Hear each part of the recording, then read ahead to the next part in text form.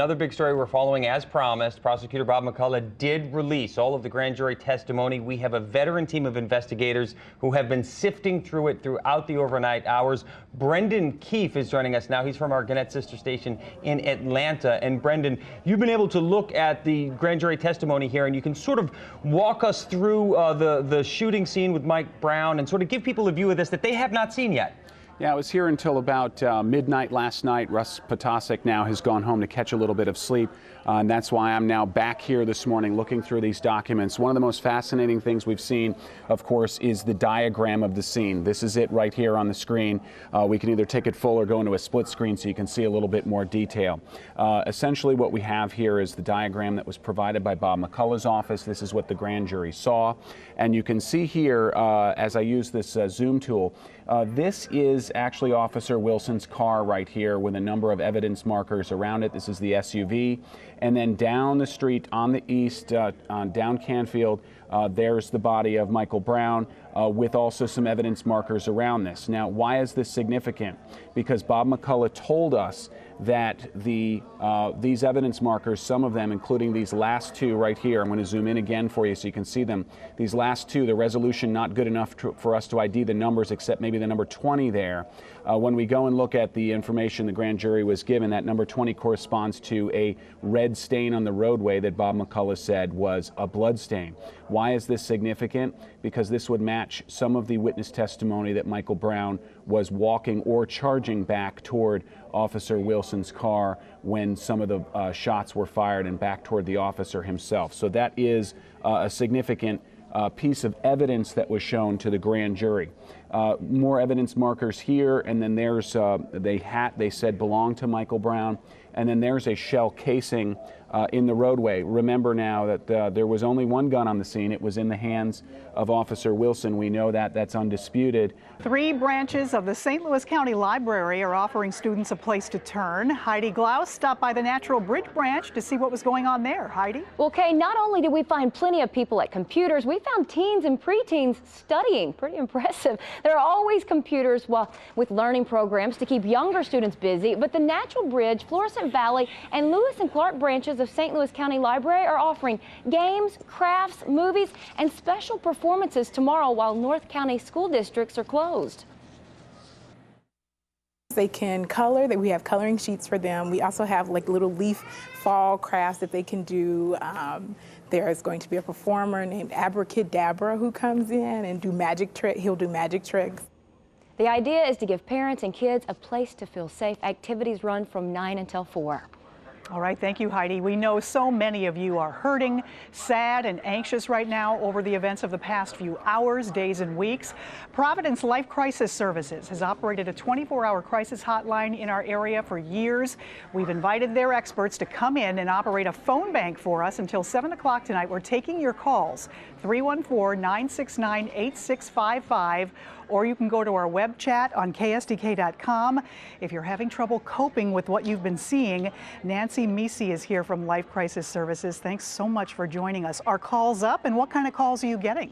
Calls are always up when there's a crisis, and the calls that we're getting is mainly from people that want to just talk about how they feel, share their feelings, and be heard and validated.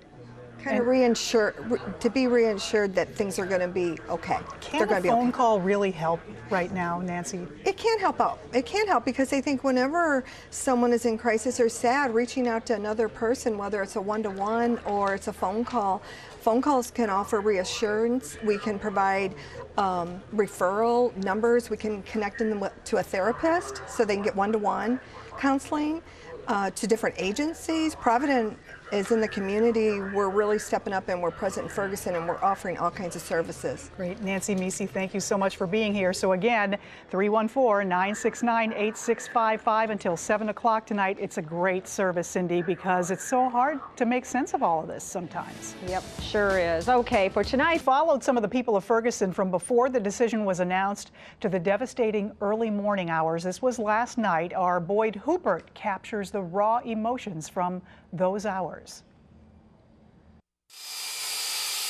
Like islanders in a hurricane, businesses in Ferguson tried to hold back the storm. We are moments away from an announcement of the grand jury. I just hope that everybody stay calm tonight and keep the peace in the street. Protesters are gathering. But when the decision was announced, no probable cause exists. The fury swelled. Man, this. I'm angry. I'm angry. It's about to go down, man. Disperse immediately. Both sides will blame the other for what happened after that.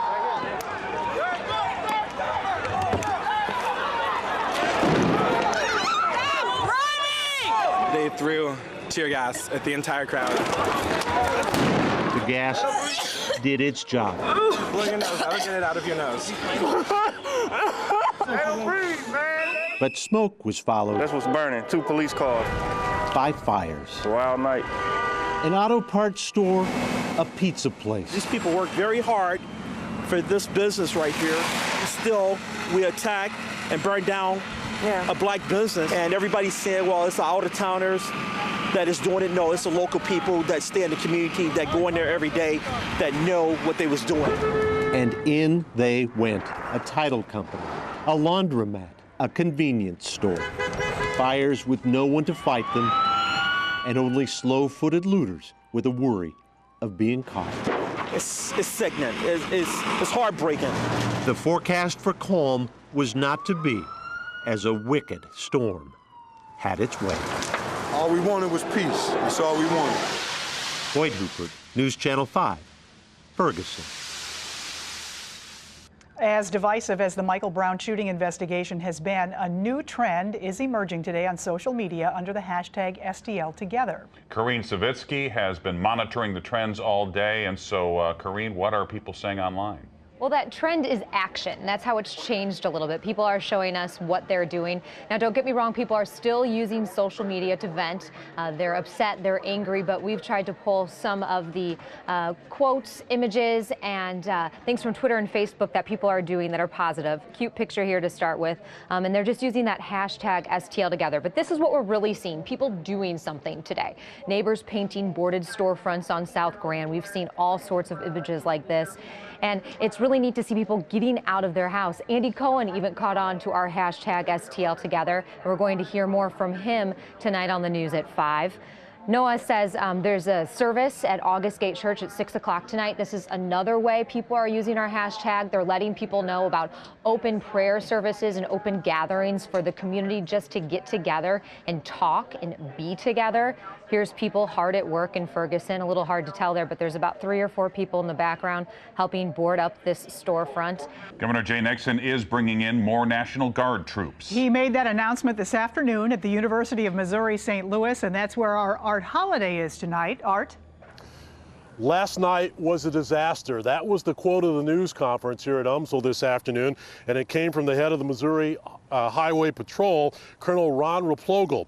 Meanwhile, Governor Jay Nixon responded to criticism that the National Guard response last night was too little, too late to save Ferguson businesses that were looted, burned, or both. That's why the governor more than tripled the total of National Guardsmen to 2,200. Violence we saw in the areas of Ferguson last night cannot be repeated. That is why, in order to protect lives and property, we are bringing more resources to Ferguson and other parts of the region to prevent a repetition of the lawlessness experienced overnight. The governor called last night's destruction heartbreaking and unacceptable, sentiments that are all too familiar to Ferguson business owners. Live at the University of Missouri St. Louis, Art Holiday, News Channel 5. Meanwhile, the mayor of Ferguson says he is deeply concerned that the National Guard wasn't deployed until after unrest grew and businesses burned. 5 on Your Side's Mike Rush joins us live from Ferguson with that story. Mike? Okay, at a time where our leaders are pushing for unity, it is perhaps telling that Governor Jay Nixon held his press conference today, and then Ferguson Mayor James Knowles held his own press conference, neither attending the others. Knowles tells me that he hasn't spoken to the governor personally since August. He says their relationship isn't strained because they have no relationship. Today, he criticized the governor over his handling of last night's unrest. He says Nixon sent in National Guard troops too late after the businesses had already started burning. Queen Barnes, whose salon is closed because of smoke damage, has harsh words for the governor. That's my point. That's prime. You failed us, and you wonder why we don't trust the government, why we don't trust police protection. So far, you haven't showed us what you can do for us. Not as a people, not as a community. Definitely, I mean, look, now business owners, I mean, you didn't hurt just us, you hurt the people that work for us. This is the business on the other end of Miss Barnes' business. This was a beauty shop. You can see it is still smoldering this evening after someone caught it on fire last night. Meanwhile, Mayor Knowles says that the status of Officer Darren Wilson has not changed. He remains on paid administrative leave. Reporting live from Ferguson, Mike Rush, 5 on your side. As we head into the second night since the grand jury's decision, police in St. Louis are preparing to keep the city safe. And joining me now is Police Chief Sam Dotson. Chief, thanks for being here. What do you expect tonight? Well, we're prepared for anything. We've got more officers deployed on the Grand Corridor. We've got more officers at various locations throughout the city, and we've got the National Guard deployed at strip malls and key shopping centers in the city. So we have a plan and we're ready. I want to ask you about the timing of last night's grand jury announcement. I had talked to some police sources, and they had told me they would have preferred a daylight announcement to separate the announcement from dusk by as much as possible. That didn't happen last night. Did that surprise you? I think there are a variety of scenarios. One scenario would have had it as a daytime announcement and a protest in Clayton that would have had the business community gridlocked in Clayton and mixed business people and people going through their daily lives with the protesters. So there really wasn't a best time. A time had to be picked. I think it was a good time. And again, if people had not been out to cause violence, had they not reacted in the way they should, we wouldn't be having this conversation. So I don't know if it's the timing of the announcement. It always comes to personal responsibility, personal accountability. Police were accused in August of being too aggressive, and now they're getting criticized for not being aggressive enough, and all the looting and burning last night. Your response? I think that the responses in August were appropriate. I think people always are concerned about the optics. Politics always leads into the conversation. Our job is to keep people safe. Through this whole event, we've done an excellent job of keeping people safe. No police officer has been seriously injured. No protester has been seriously injured because of law enforcement's action. You have to have many, many measuring sticks. That's just one of them. But the tactics that we've used have kept people safe. There was a protest in downtown St. Louis today. They made their way to I-44, what used to be I-70, and I understand that the police were hit with rocks and other items from people on the ramp. Are you concerned about the way people are treating police? Absolutely, and we've said the whole time that safety is our #1 concern. We want to make sure people have the right to have their voices heard, but it doesn't mean that they get to throw rocks at the police, throw bottles at the police, act violently, loot, burn. So to see that type of behavior in the daytime hours was concerning to me. That's why we have extra officers on duty tonight. Every officer in the police department with canceled days off. We're working 12-hour shifts with canceled vacations to make sure that we've got everybody possibly available. And then unified command, if we have issues, lets us ask for St. Louis County officers, highway patrol officers to help keep St. Louis safe. All right, so we only have about 15 more seconds. What's your message tonight to the public in the city of St. Louis and all of St. Louis? You're going to see police officers, you're going to see National Guard. We're here to keep you safe, but be calm, be respectful of your city, let your voices be heard, but don't do violence. All right, Chief Dotson, thanks very much. Try to get some rest. Thank you. We appreciate it. Chief Sam Dotson of St. Louis City Police. For the first time, we're hearing from the Ferguson police officer at the center of this major story. Darren Wilson spoke with ABC News reporter George Stephanopoulos tonight. The part you're about to hear picks up after Wilson gave his account of what happened following the deadly shooting. Here's part of what he said. After the supervisor got there, I gave him the brief rundown of what had happened. What'd you tell him? I told him that I had to shoot somebody. And he asked me why. I said, well, he had grabbed my gun and he had charged me and he was going to kill me. So you killed him first? Yes. Is there anything you could have done differently that would have prevented that killing from taking place? No. Nothing? No. And you're absolutely convinced, when you look through your heart and your mind, that if Michael Brown were white, this would have gone down in exactly the same way? Yes. No question? No question. You have a very clean conscience. The reason I have a clean conscience is because I know I did my job right. So, how is Darren Wilson doing in the 24 hours after the decision was announced? Our Ann Allred talked with his attorneys this afternoon. Ann? Mike and Kay have been talking to this legal team for weeks, and while he did talk with ABC News, he has no plans to do local TV interviews at this time. But his attorneys tell me he's doing okay. He is holding up incredibly well, considering what's happened in the last 3.5 months. He is happy with the grand jury decision, but he is really hoping for peace in Ferguson. I did ask them if they had gotten any word of a civil wrongful death lawsuit filed by Brown's parents, and they said no, not at this time. Wilson remains on administrative leave from the Ferguson Police Department. Mike and Kay. Michael Brown's father doesn't know what to expect from the community today, but he wants to thank people who support his family in a positive way.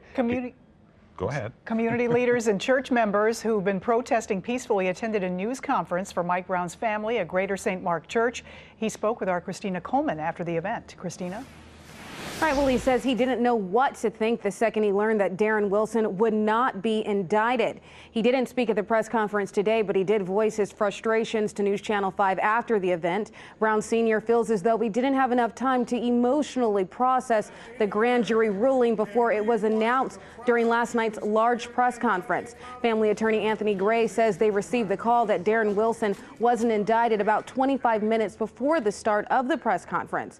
Brown says he's just asking everyone for their prayers right now. And just keep us uplifted, because this is a bad time for everyone, you know. We're still hurting. It's basically, I feel like they just killed him again. Michael Brown's mother showed up during one of the protests last night, but she was not present at the press conference today at the church. Christina Coleman, News Channel 5. Tonight, the team of investigative reporters we've assembled from stations we work with around the country are asking some hard questions. Here's investigative reporter Russ Potasek. Mike, we're seeking specific answers to those questions and how, under a state of emergency with the National Guard deployed here, could a neighborhood crumble in ash? McCullough's office tells News Channel 5 he coordinated with law enforcement, gave schools time to get students home safely, gave businesses time to make decisions, and worked with the media and prepared his statement prior to making the announcement. We talked to members of the Unified Command today. What difference would it have made had it been an earlier morning announcement, or had you gotten that 48-hour advance notice? You know, we could beat this up all day long. So we do a morning announcement, then we could just assume we could say we would have a crowd gathering in Clayton all night long, or Ferguson all night long. Do you wish you got a greater amount of time? No, Bob McCullough and I, we spent a lot of time together conferring about this. I don't think that was the issue. You know, I think what was going to happen, the reaction was going to be the same, whether it was last night or today. Well, we're seeking answers and official records from multiple agencies and officials, including Governor Jay Nixon, the Missouri Department of Public Safety, and the National Guard. Under state law, they have 3 days to turn over the records or explain why they cannot. We'll follow up and keep you posted. Mike and Ann. Thank you very much, Russ. Several people asked today about the fate of one business in particular following last night's riot. The Ferguson Burger Bar made news when the owners decided not to board up their windows. One of the only businesses that didn't. Boyd Hupert went back to that burger bar today, and you're here with an update. Well, Ann and Mike, when the owner of the Ferguson Burger Bar closed up shop at 11 last night, the building across the street was on fire. He went home not knowing if his own place would suffer a similar fate during the night. With his neighborhood crumbling around him, Charles Davis watched through his window and asked a favor of a friend. God help us, that's all. Yep, God help us. Cheeseburger combo for here. The same window that, leading up to the riot, Ferguson Burger Bar, may I help you? had become a symbol of faith and resolve. You gonna do a combo? You want hot sauce? The story of Charles and Kizzy Davis, by now well told. Their business opening one day before Michael Brown was shot. Their prayerful decision to take a different tack than their neighbors and not board up. When the smoke cleared, the burger bar and its windows were still here, with a clear view of its burned out neighbors across the street. This is not going to resolve anything. It takes the focus off what the real issue is. It takes the focus off that a young man lost his life. No customers could get past police today. But Charles plans to be back open as soon as the law will allow. That's correct. No board and no curtain. Windows wide open. To show people that there's nothing else, there's nothing to really fear. There's nothing to fear. Charles Davis told me he took a shower when he got home last night, said his prayers as he does each night, and went to sleep, fully expecting to be open for business this morning. That takes more than a little faith, and clearly Charles has plenty of that. And I wonder if some of those other small business owners would agree that there's nothing to worry about, because there certainly was a lot to worry about last night. There was, but those are the words of a very faithful man who, Absolutely. at this point, I think is trying to send a message to his whole community. Yeah, right. Boyd, thanks very much, as always. One community is cleaning up their business district one brushstroke at a time. About 20 businesses on South Grand were vandalized during last night's protest. News Channel 5's Elizabeth Matthews joins us from the Tower Grove South area, where artists helped clean up the damage, and tonight there are more protesters out there. Liz? That's right, guys. We are on South Grand, near Grand and Arsenal. If you see behind me, there's this group. They kind of started forming that little group about 10 minutes ago or so. So they're on the corner, very peaceful. They have some musical instruments over there. Really no police presence at this point, other than some police units driving up and down the road. But take a look at this. Earlier today, there was a call put out on social media for artists to come out and help clean up the community, and they answered that call. It starts with the boards and ends with the paint. Monday night, businesses on South Grand were targets of vandalism. Tuesday was a different scene. It's been chaos, and something nice it's good to see. Ray Rask's sister owns Bikram Hot Yoga Midwest. Their storefront wasn't damaged, but just in case, they're now boarding up. They just showed up and started painting. They said, "Can we paint your boards?" We said, "Absolutely." Megan Impellizzeri, a local art teacher who had the day off due to the violence, tackled one board at the yoga studio. A really hopeful thing during kind of a sad, divided time. And across Grand, another teacher, Erin Dickerson, also with a free afternoon. It's impressive to see all these people coming out. There's a lot of people. South Grand was lined with painters and artists of a different type. This poet meets you in the street, sits down with his typewriter, and creates a poem, especially for you. Homage to our illusions. Give us our genuine togetherness. I call it psychedelic word art. Or poetry, also known as poetry. I got it! Many people thanking these artists for their time as they pass by, hoping the art will help. Dickerson says he hopes to teach his students a lesson. Sometimes they let you paint on walls for free, and you don't get in trouble for it. And a lot of the artists were able to finish their artworks out here today, but we did talk to some that said that they will be back tomorrow to finish up their masterpieces. As for, again, the situation here, we've got about 20 or so protesters on the street. Very peaceful tonight. They're not in the street at all. We'll continue to monitor this situation. Reporting live tonight, Elizabeth Matthews, News Channel 5. Police and protesters clash on the streets of a Midwestern city. This is not Ferguson 2014, but Cincinnati 2001. Did this city ever heal? What can we learn from the lessons of Cincinnati? The best lesson for Ferguson at that point is to be prepared, but to be prepared in a measured response. Otherwise, this whole thing could turn into a terrible war zone. Photojournalist Michael Keating literally wrote the book on Cincinnati's response after separate police shootings led to the deaths of 13 young African-American men. Split second, officer draws a gun, bam, bam, bam, dead man on the street. I kept shooting pictures.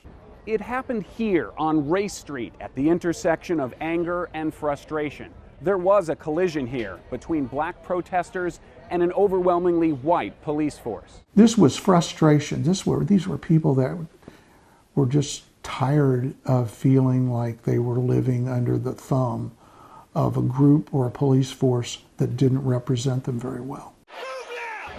Some had their hands in the air only because they were holding signs that read "Don't shoot," a message that would echo in Ferguson some 13 years later. In the intervening years, virtually all traces of the Cincinnati uprising have vanished. But there are echoes here too on Race Street, in a city that remains racially divided and voluntarily segregated. Over the long haul, what's going to help Ferguson heal is that everybody in Ferguson has got to get comfortable with talking with everybody else in Ferguson. Longtime Cincinnati news anchor Clyde Gray says Ferguson can learn a lot from what his city did right, successfully diversifying its police force and creating a citizens' complaint authority.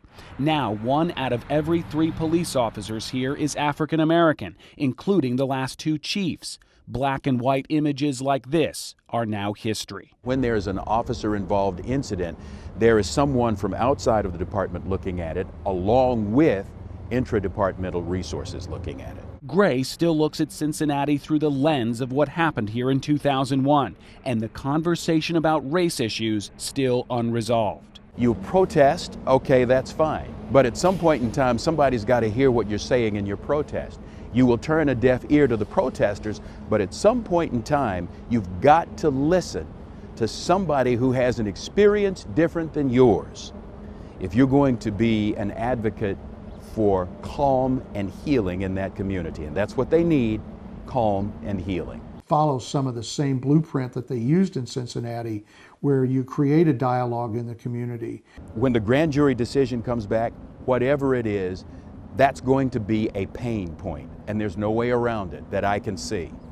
But over time, as cool and calm heads assert themselves, there's got to be some conversation and some collaborative conversation in that community so this doesn't happen again. And if they manage that right, they may be able to forestall a future crisis. A city can heal. The epicenter of the 2001 protests is now the heart of Cincinnati's urban renaissance. And now people are starting to talk with each other here on Race Street. I was drawn to the story of the library in Ferguson, keeping its doors open in the face of danger and turmoil. The letters keep coming to the Ferguson Municipal Library. Truly impressed in the Pacific Northwest. Love and prayers from California, New York, Nebraska, Ontario. Most of the letters come with money, more than $350,000 donated since the grand jury decision, a big number for a small library. Our yearly budget's around $400,000, so this is a huge number for us. Well, that's Scott Bonner, likely the most interviewed librarian in the country at the moment. I am not exactly trained for it, so I hope I'm doing all right. Hi, this is Scott Bonner at Ferguson Library. Bonner had been Ferguson Library Director for less than a month when the August 9th shooting changed everything. Bonner's library became headline news simply by remaining open. It all started with a tweet. We just put out a tweet on Twitter saying, you know, I know other organizations are closing, but I think it's safe so we can stay open and come on down. And the retweets were really rewarding. And then I saw them saying donate, and then I saw, you know, famous people saying donate. Also donated hundreds and hundreds of books, so many that board member Susan Donnell is volunteering. The funds that have been donated, the books that have been donated, the people who've participated, that is a gift to the community. For the Ferguson Library, the unintended consequence of the police shooting and the grand jury decision is an opportunity for the library to do even more for the community. A library became a ray of hope, trying to change things for the better. It left Scott Bonner conflicted. I feel incredibly thankful and like we have so much opportunity, and I never want to see it happen again, right? Because I would never want this situation, this wider situation, to happen again. Monday night, the 16-member Ferguson Commission held its third meeting on the SLU campus in a former sanctuary. And Jessica's going to explain to you the different groups where you need to go. And compared to the tone of the first 2 meetings, you might say it felt like a church service, albeit spirited at times. So when are we going to stop wasting our time talking about the things we have always talked about and start getting down to the nitty-gritty? There are things that we need to go to the state legislature with. When they're ready, we're going to go there, starting in January. Breakout groups were the method, and municipal courts the topic. A system that simply does not work for many, many, many people. Case after case where the judge just violates the constitutional rights, Missouri Supreme Court rules, and Missouri law. The commission heard not just complaints, but suggested solutions. The St. Louis University Law Clinic called for county-wide amnesty for tens of thousands of nonviolent offenders with outstanding warrants. Arch City Defenders, which works mostly with indigent clients, says municipal courts should be consolidated at the county level and is proposing fines for minor infractions be imposed based on income. if you're wealthy, you get that turned into littering. And if you're poor, you face the full force of the law. So what we're asking for is for people to have the opportunity to get their fines, whatever the outcome of the case is, get their fines assessed in proportion to their income. We close out first at 4. We want to thank you for joining us and remind you that you can find us 24/7 on ksdk.com. And we would like to leave you tonight with some of the unimaginable scenes from around our area. It has just been a 24 hours like none other. You know, I've been through the floods. We covered the Pope when the Pope was here. This is really unprecedented. So take a look. We will see you right back here in just a few minutes. Grand juries of 12 members of this community selected by a judge in May of this year, long before this shooting occurred.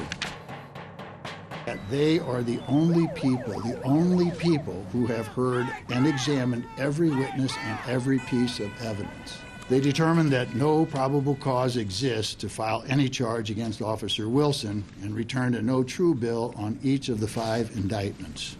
We must love and respect one another. Violence is a lie, for it goes against the truth of our faith, the truth of our humanity. Violence destroys what it claims to defend: the dignity, the life, the freedom of human beings. Violence is a crime against humanity, for it destroys the very fabric of society. I want to first and foremost condemn the terrible violence.